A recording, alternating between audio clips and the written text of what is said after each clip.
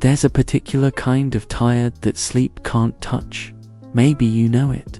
The one that seeps into your bones like winter cold, turning everything grey around the edges. You wake up already exhausted, not from lack of rest, but from the weight of simply existing. Your body moves through the motions, work, bills, caring for others, checking off the endless list, but inside, it's as if someone unplugged the cord that connects you to wanting anything at all. The body shows up, but the soul lags behind, dragging its feet. Have you whispered it to yourself in the quiet moments? If I could just sleep until everything was fixed, ... double quotes. Or maybe the darker thought has crossed your mind. If I disappeared, would it actually be a relief for everyone? This isn't drama. This isn't laziness. This is something deeper. A state of being that has a name: existential exhaustion. Here's what I need you to hear. You don't actually want to die. You want the pain to stop. There's a profound difference between those two things, and recognizing it matters more than you might realize. Too many people mistake this bone-deep weariness for moral failure or lack of faith. It's neither. It's what happens when your internal system has been running in the red for too long, when the warning lights have been flashing so consistently that you've learned to ignore them. Picture a ceramic mug with a hairline crack. The first week, it still holds your morning coffee just fine. By the second week, you notice a small stain spreading across the table. By the third, the liquid finds every pathway through that tiny fissure and escapes, drop by drop. That mug is the collection of beliefs and habits that once held your life together, being strong for everyone, never asking for help, always serving, enduring in silence. These things saved you once. They kept you upright when the storms came, but over time, without repair, they began to leak, and you, perhaps, without even noticing, have been living with this steady drain of energy, meaning, and hope. It's not a manufacturing defect. It's wear and tear from use, from the absence of care, from the relentless pressure without relief. You might still be functioning, paying those bills, showing up for others, keeping the machinery of daily life running, but inside, you feel you've passed some invisible point of no return. You look at your life and think, nothing catastrophic even happened. Why do I feel so depleted? Because existential exhaustion doesn't arrive like lightning. It accumulates like dust, one small disappointment at a time. 1,000 tiny frustrations, 100 I'll deal with it later moments, 10 attempts that led nowhere, 3 conversations that never happened, and a silence inside that grew so gradually you didn't notice until it became deafening. If you're at a point where you're genuinely at risk, with thoughts of self-harm or impulses that frighten you, please know this is serious. Create a simple safety plan. Reach out for professional help. If you're in immediate danger, seek emergency care. In the US, the 988 Suicide and Crisis Lifeline is available 24/7. Wherever you are, there's someone trained to help you through this moment. But even if you're not at that crisis point, even if you're just carrying this invisible weight that makes each day feel like climbing a mountain in lead boots, your exhaustion is real, your struggle is valid, and there's a path through this. Not a magical cure, but a way of slowly, gently, consistently rebuilding the structures that can hold you again. If this resonates with you, let me hold up an ancient mirror, one that might reflect your own face back to you in unexpected ways. Before he was a prophet, before he was a legend, Elijah was profoundly human. A man who carried the weight of confrontation, of endless demands, of being the last one standing for what he believed was right.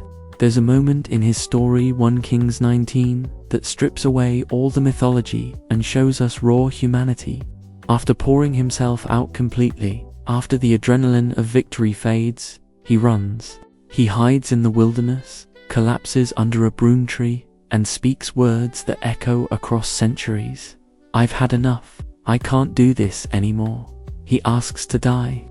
His body has nothing left to give. Fear speaks louder than faith. His mind shrinks the entire world down to one devastating thought.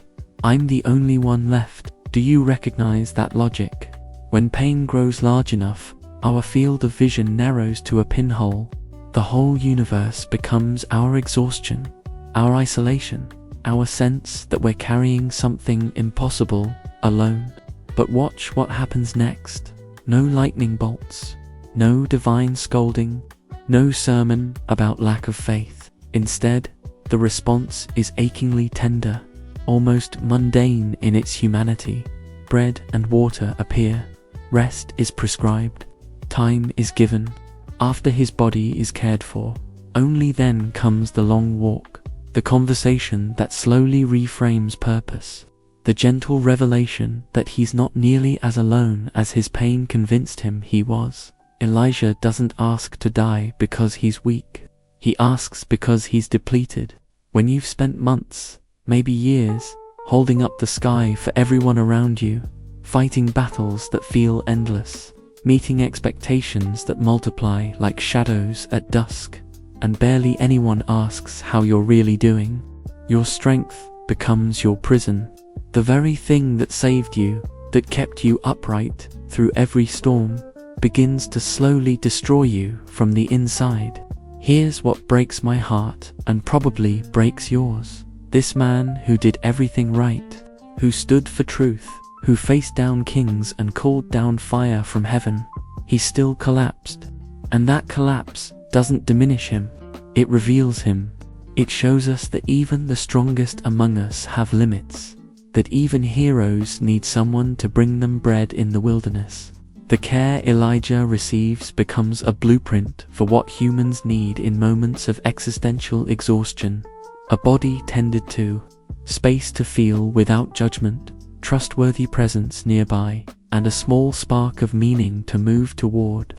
Not a grand purpose that ignores human limitation, but something achievable, something that honors both the journey and the exhaustion.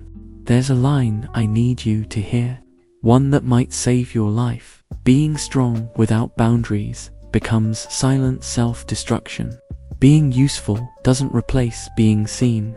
How many of us have learned to be Elijah in the palace, confronting, achieving, standing firm, but never learned to be Elijah under the tree, admitting we've reached our limit, accepting bread from gentle hands, allowing ourselves to be human beings instead of human doings. Let's peel back the layers and look at the anatomy of exhaustion in language that actually makes sense. Here's how it works. Difficult experiences plant seeds that grow into beliefs. Those beliefs become the scaffolding for our survival strategies. And every strategy, no matter how necessary it once was, eventually presents its bill. When you learn early that feeling is dangerous, maybe through a parent who couldn't handle your tears, or chaos that taught you emotions meant catastrophe, you grow up trained to flip the off switch on your heart. It works for a while. You become the one who handles everything, who never breaks down, who others can lean on. But bodies keep score, even when minds forget. What happened to you becomes what you believe about the world. Asking for help is pointless. I'm a burden. Nothing ever changes. If I fail, everyone leaves. These beliefs aren't just thoughts floating in your head. They're architects, building strategies for survival. You close off. You numb out with work, screens, whatever keeps you from feeling. You become everyone's caretaker while neglecting your own oxygen mask. You disappear when you're struggling because you've learned that your pain inconveniences others. You accept treatment you'd never allow for someone you love. And here's where the bill comes due. Loneliness that aches in your chest like a physical wound. Guilt that floods you for taking 20 minutes to rest. A body stuck in perpetual alert mode, scanning for the next crisis. Sleep that feels like wrestling matches with invisible opponents. Joy that evaporates the moment it arrives. because you don't trust it to stay. Faith that feels more like exhaustion than comfort. And underneath it all, that persistent whisper, what if I just wasn't here anymore? Let me anchor this in something solid.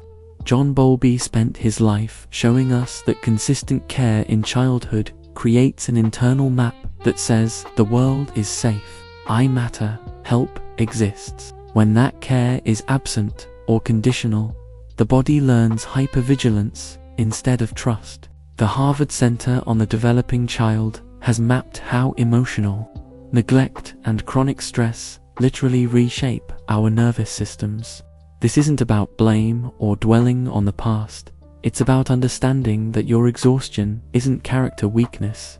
Your system isn't being difficult. It's overloaded. Your tiredness isn't laziness. It's an alarm bell that's been ringing so long you've gone partially deaf to it. Think of Elijah again before he collapsed under that tree. How many times do you think he said, I'm fine, when his body was screaming otherwise? How many relationships did he call peaceful that were really just his silence? What requests for help died in his throat because prophets aren't supposed to need? 3 questions to illuminate without wounding. Where have you said, I'm fine, while your body staged a revolt? Which relationship do you call peaceful that's actually built on your silence? What request for help have you postponed because needing makes you feel like you're failing? If any of these land in your chest with recognition, that doesn't diminish you. It informs you.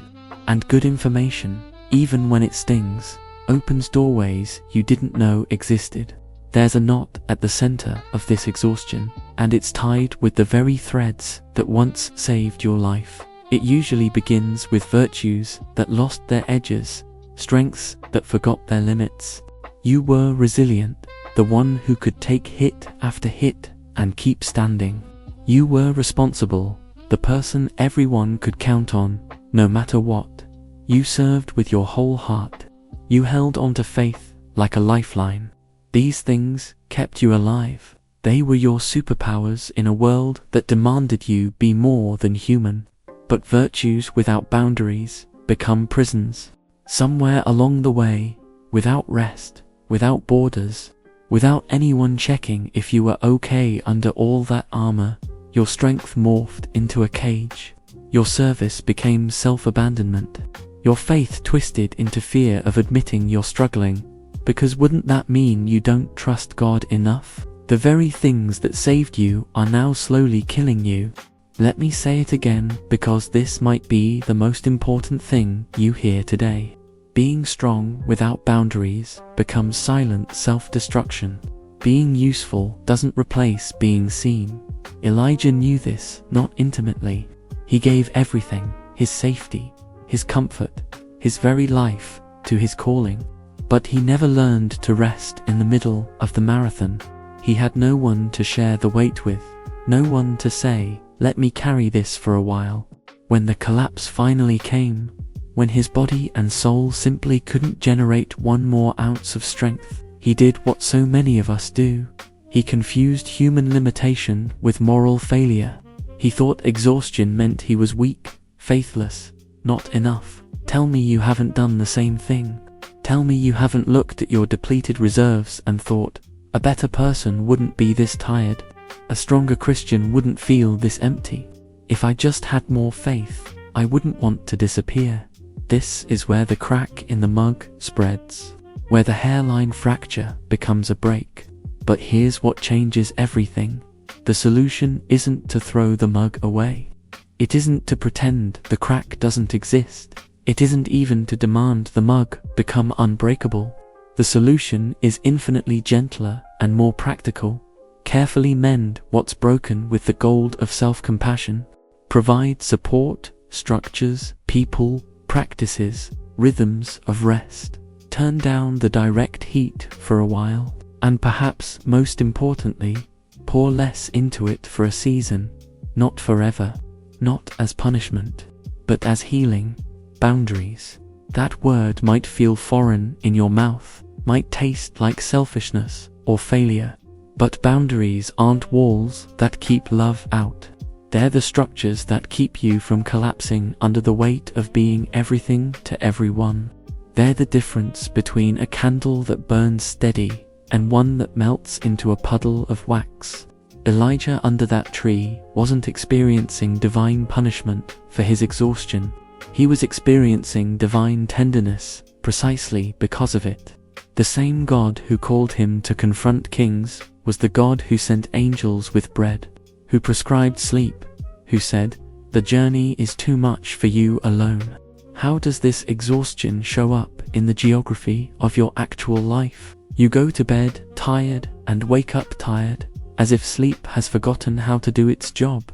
Your body rises because it knows the motions, but your soul stays pinned to the mattress for long minutes after, reluctant to rejoin a world that demands so much.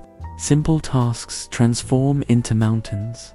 Returning a text message feels like writing a dissertation. Scheduling an appointment becomes an Olympic event. Making a phone call might as well be climbing Everest in flip-flops. Sunday night, you promise yourself, tomorrow, everything changes.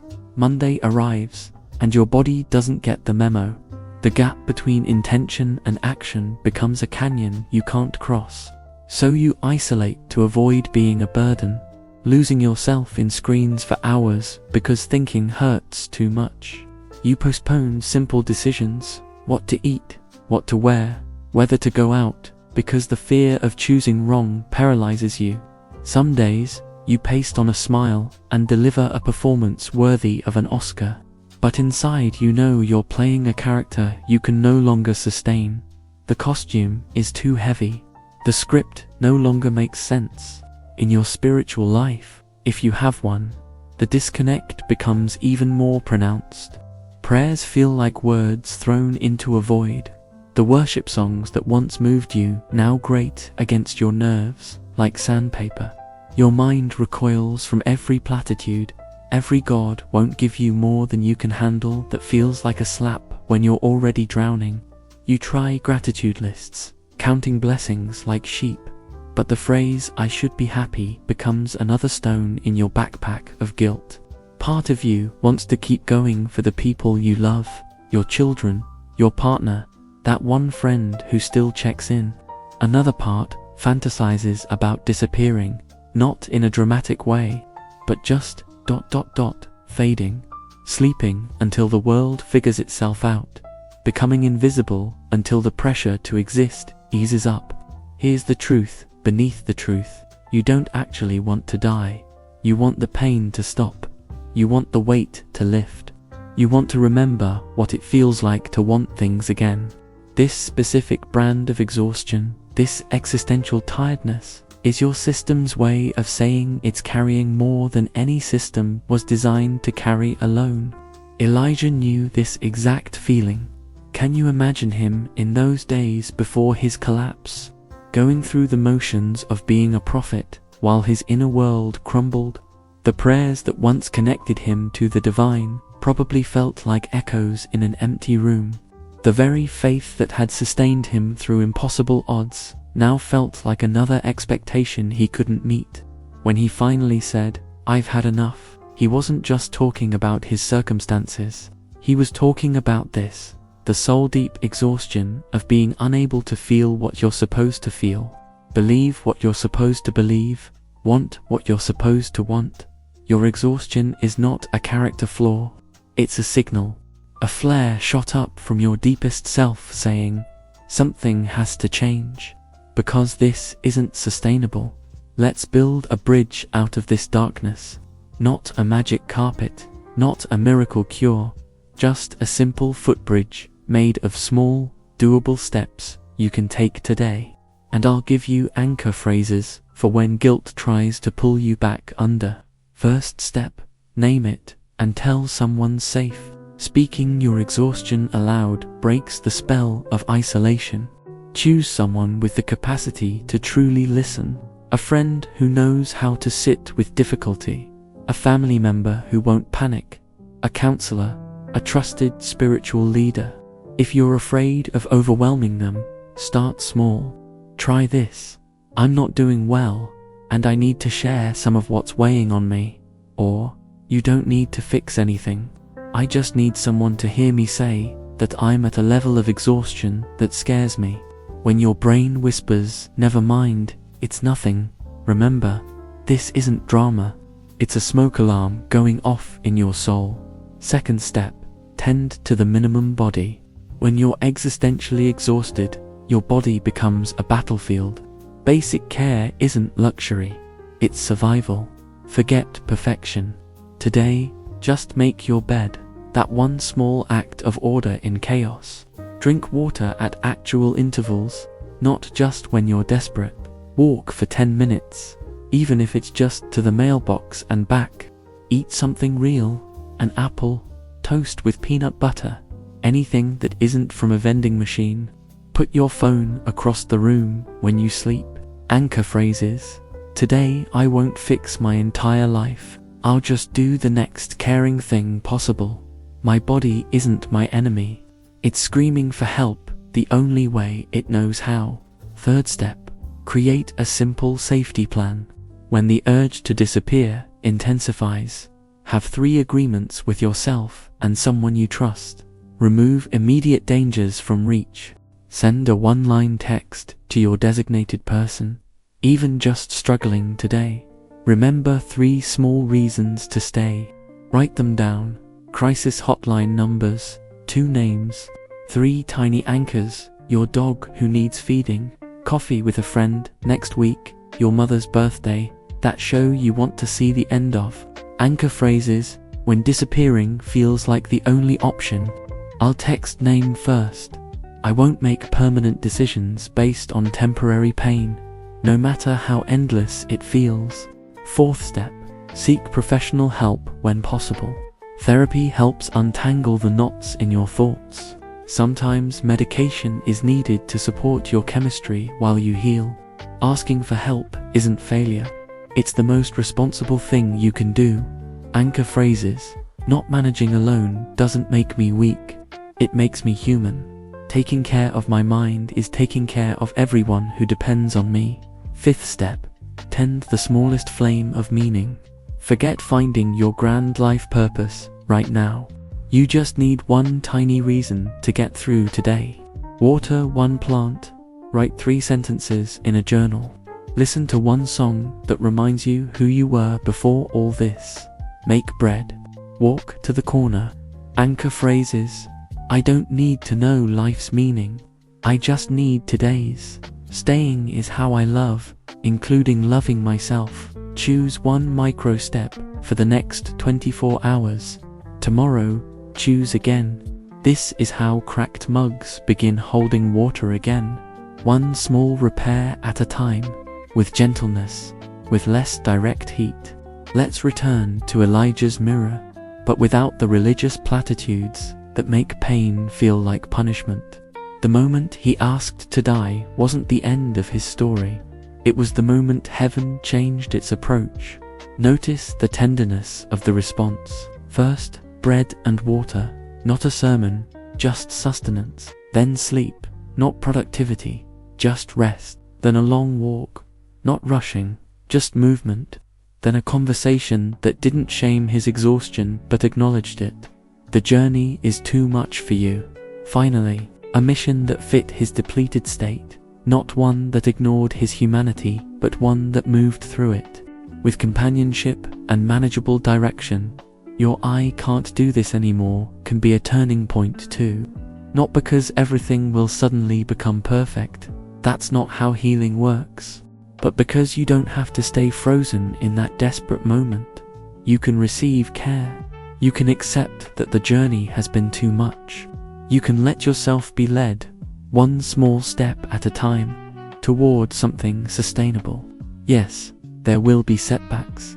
Some mornings you'll wake up and the grey will have crept back in overnight, like fog. The exhaustion will knock on your door again, sometimes when you least expect it. On those days, the protocol remains the same.